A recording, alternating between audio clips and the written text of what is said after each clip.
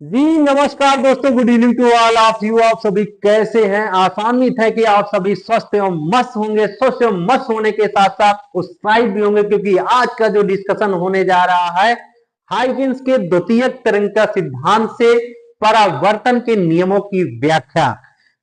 तो स्टूडेंट, परावर्तन के नियमों की व्याख्या कैसे करते हैं? आपको पता होगा कि हाइजेंस के द्वितीय तरंगिकाएं, द्वितीय तरंगिकाएं मतलब दो तरंगे निकलती हैं। और परावर्तन के नियम तो आपको 10वीं क्लास में ही पता चल गया होगा। तो 10वीं क्लास में जो परावर्तन के नियम पढ़े थे, और आपके इसी क्लास में भी परावर्तन के नियम है। तो परावर्तन के नियम वैसे साधारण से आपको तो पता है कि पहला नियम तो ये होता है कि आपतित किरण, परावर्तित किरण तथा आपतन बिंदु पर अभिलंब तीनों एक ही तल पर होते हैं। और दूसरा नियम ये होता है आपतन कोण सदैव परावर्तन कोण के बराबर होते हैं। तो ये दोनों नियमों की व्याख्या कैसे करते हैं? तो सबसे पहले एक बनाते हैं परावर्तक पृष्ठ। ध्यान दीजिए, ये मान लिया कि एक जेड जेड डैश ये परावर्तक पृष्ठ खींच दिया। परावर्तक का मतलब है इसके एक तरफ पॉलिश कर देते हैं कि दूसरी तरफ मतलब कोई भी प्रकाश किरण डाली जाए तो दूसरी तरफ का आर पार ना जा सके। तो ये जेड जेड डैश एक परावर्तक पृष्ठ है। इसका नाम क्या देते हैं? परावर्तक पृष्ठ। ध्यान दीजिए, ये परावर्तक पृष्ठ है। इससे दो हाइजेंस के द्वितीय तरंग का मतलब दो तरंगे आपतित होती हैं। तो एक तरंग ये आपतित हुई, एक तरंग ये आपतित करते हैं। ध्यान दीजिएगा, जब ये दोनों तरंगे आपतित हुई तो आपतित होने पर एक जेड जेड डैश तल पर पड़ी, और पड़ने के पश्चात क्या होगी? परावर्तित होती है। तो ये परावर्तित होकर ये चली गई और ये परावर्तित होकर ये निकल गई। तो ठीक है कि जब ये निकल गई तो इनमें एक जैसे आपतित होती है तो आपतन कोण बनाती है। इस पर ये खींच दिया गया, ये अभिलंब होता है। ये अभिलंब खींच दिया गया और इस पर ये डाल दिया गया, इस तरंग पर ये अभिलंब डाल दिया गया। तो अभिलंब से इस तरफ जब प्रकाश किरण आपतित होती है तो आपतन कोण बनाती है, और जब ये निकल कर जाती है तो वो परावर्तित होती है, वो परावर्तन कोण बनाती है। तो लेकिन ये आपतित किरण अब यहां पर एक समतल तरंगाव का निर्माण करते हैं। इसी प्रकार इस पर भी अभिलंब खींच दिया गया है, और ये प्रकाश किरण ये देखो आपतित है, ये पूरा ये आपतित किरण है, तो ये आपतन कोण ये होगा, और ये इधर निर्गत हो रही है तो ये परावर्तित किरण होगी, तो ये परावर्तन कोण बनाता है। तो स्टूडेंट्स, आप यहां जानेंगे कि अब केवल हमें इसमें परावर्तन के नियम कैसे सिद्ध होते हैं। तो अब यहां पर देखिए, जब दो तरंगे हैं आपतित हो रही हैं, तो आपतित होने पर एक ये समतल तरंगाग्र का निर्माण किया गया। ये भी एक समतल तरंगाग्र है। अब ये जो समतल तरंगाग्र अगर आगे बढ़ेगा, ध्यान दीजिए, तो अगर ये बढ़ेगा तो पहली स्थिति तो यही है कि यदि प्रारंभ में t बराबर 0 है, ध्यान दीजिए कोई भी समय नहीं है, तो ये समतल जो तरंग है तो बिंदु ए से ही टकराएगा। बस t बराबर 0 मतलब कोई समय नहीं है, तो वो आगे वो बढ़ ही नहीं पाएगा, कोई वेग ही नहीं प्राप्त होगा। तो t बराबर 0 पर उसका वेग भी क्या हो जाएगा? शून्य हो जाएगा। लेकिन अगर ये भी तरंगाग्र आगे बढ़ेगा, अगर कुछ वेग प्राप्त हो जाता है, विवेक प्राप्त कर लेता है, तो ये जो ए बी तरंगाग्र है ये चलकर आगे बढ़ता है, तो ये जो परावर्तक पृष्ठ है जेड जेड डैश के बिंदु ए डैश से टकराएगा। किससे टकराएगा? ए डैश से टकराता है। तो ये जैसे आएगा तो यहां से आते हैं तो यहां तक टकराएगा जाकर, और इसके अलावा आगे कहीं नहीं बढ़ पाएगा। ठीक, तो कंडीशन यही हो जाती है कि जब समतल तरंगाग्र ए बी आगे बढ़ता है तो वो बिंदु ए डैश से ही टकराता है। तो इसके लिए आप ये भी कर सकते हैं कि समतल तरंगाग्र है तो ये यहाँ पर 90 डिग्री का कोण बना रहा है। तो इसके लिए अब जब ये आगे बढ़ेगा तो ए डैश से टकराएगा। इसी प्रकार जब ए डैश पर पहुंचेगा तो ये बिंदु ए से, ध्यान दीजिए, इस पर एक चाप लगा देते हैं द्वितीय तरंगा के लिए। इसके लिए एक चाप लगाया तो यहां पर 90 डिग्री का कोण बनाएगा। अब जब ये 90 डिग्री का कोण बन जाएगा तो यहां पर ये जब चलेगा तो एक ये भी तरंगाग्र का काम करने लगता है। दूसरा तरंगाग्र का नाम क्या हो जाता है? ए डैश बी डैश। अब ये ए डैश बी डैश अगर ये तरंगाग्र चलेगा तो अगर ये प्रारंभ में t बराबर, इस स्थान पर अगर t बराबर 0 है तो ये किससे टकराएगा?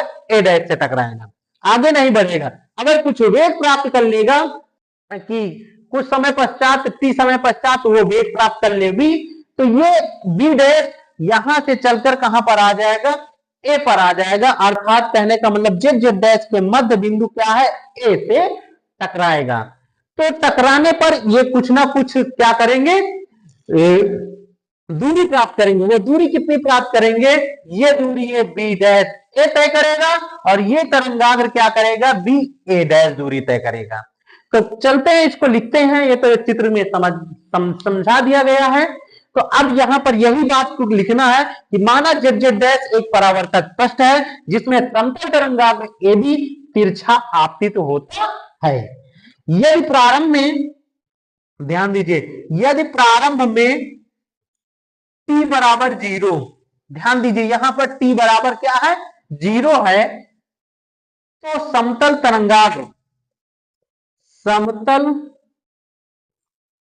तरंगाग्र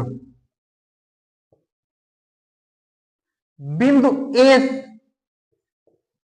पर टकराएगा। कहने का मतलब है अगर t बराबर 0 है तो इसी स्थान पर रहेगा और आगे नहीं बढ़ पाएगा। और यदि t बराबर t समय पर तरंग की चाल, तरंग का वेग v हो, तो अगर v वेग प्राप्त कर लेता है तो यहां पर क्या आ जाएगा, वही चाल बराबर क्या हो जाएगा, तो तरंगाग्र कहां पर टकराएगी, ध्यान दीजिए ये बी बिंदु जो है, तरंगाग्र जो ए बी है, तो तरंगाग्र ए बी, ये जो तरंगाग्र ए बी का बिंदु बी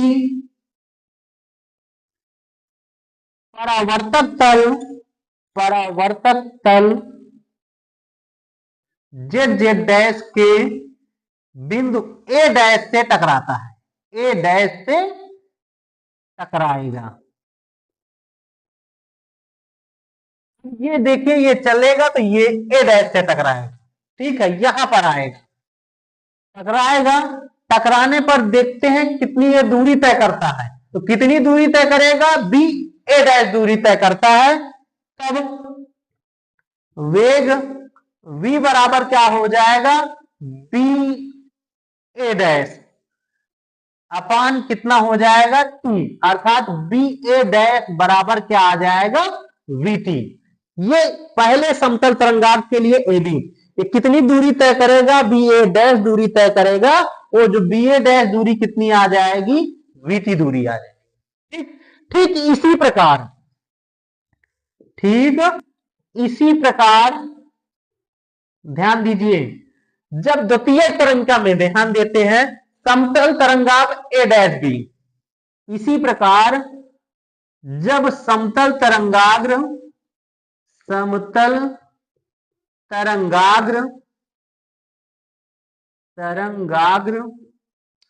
ए डैश बी डैश चलता है, तो प्रारंभ में बराबर 0 पर कोई दूरी नहीं तय करेगा, इसकी दूरी भी कितनी हो जाएगी, t बराबर 0 पर कहां से टकराएगा, ये ए डैश से टकराएगा, ए डैश से टकराएगा। और v वेग प्राप्त करने पर जब v वेग प्राप्त कर लेता है तो b डैश से परावर्तक पृष्ठ जेड जेड डैश के बिंदु ए से टकराएगा।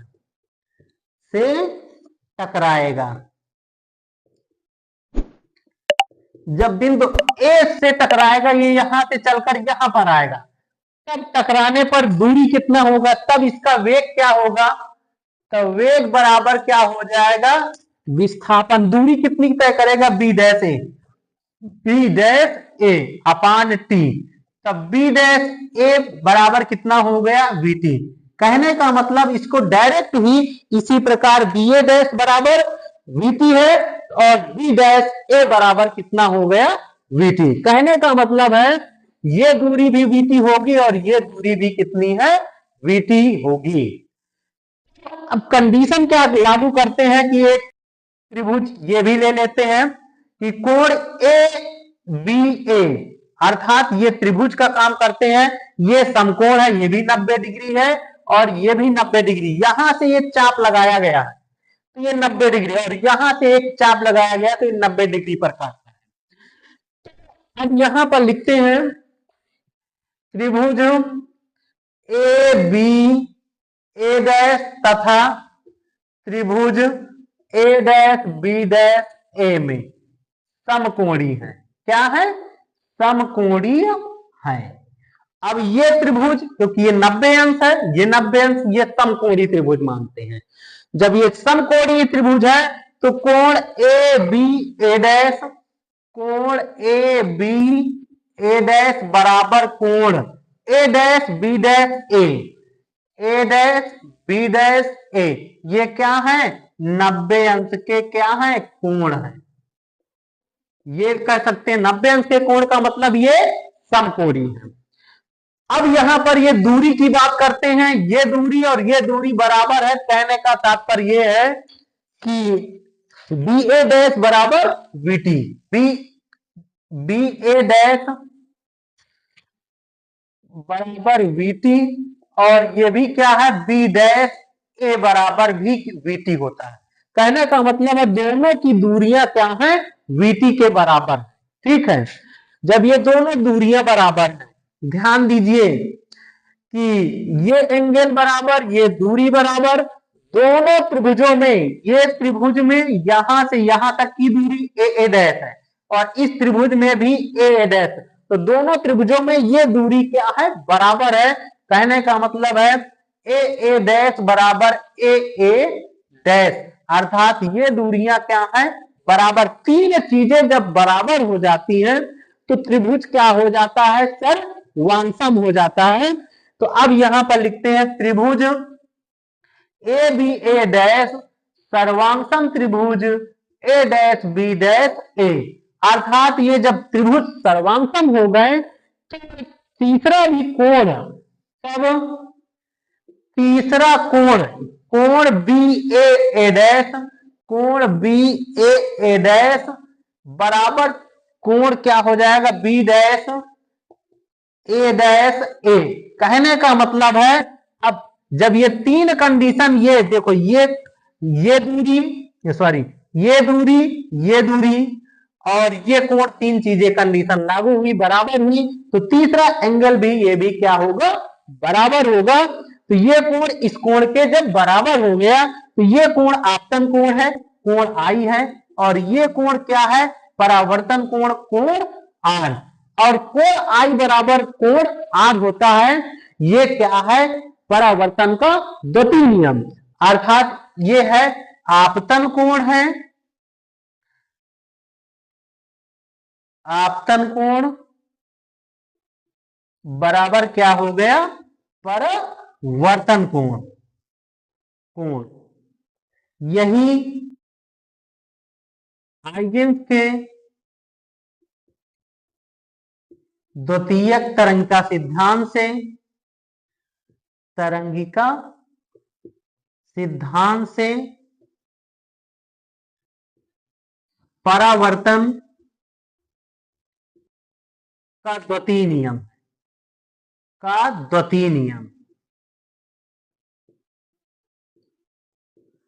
तो ये हाइजेंस की द्वितीयक तरंगिका सिद्धांत से परावर्तन का द्वितीय नियम सिद्ध हुआ। अब बात आती है कि प्रथम नियम कैसे सिद्ध किया जाए। तो प्रथम नियम चित्र से निकलता है। चित्र से क्या स्पष्ट होता है? ध्यान दीजिए, चित्र से स्पष्ट होता है कि ये जो आपतित किरण है और ये जो परावर्तित किरण है और ये खींचा, ये आपतन बिंदु है, इस पर खींचा गया ये अभिलंब, तीनों एक ही तल पर दिख रहे हैं, इस पर भी, इसी प्रकार इस पर भी। तो प्रथम नियम यही होता है, चित्र से स्पष्ट है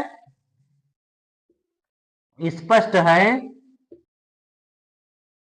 कि आपतित किरण कामा परावर्तित किरण आपतन बिंदु पर अभिलंब, आपतन बिंदु पर अभिलंब तीनों एक ही तल पर होते हैं,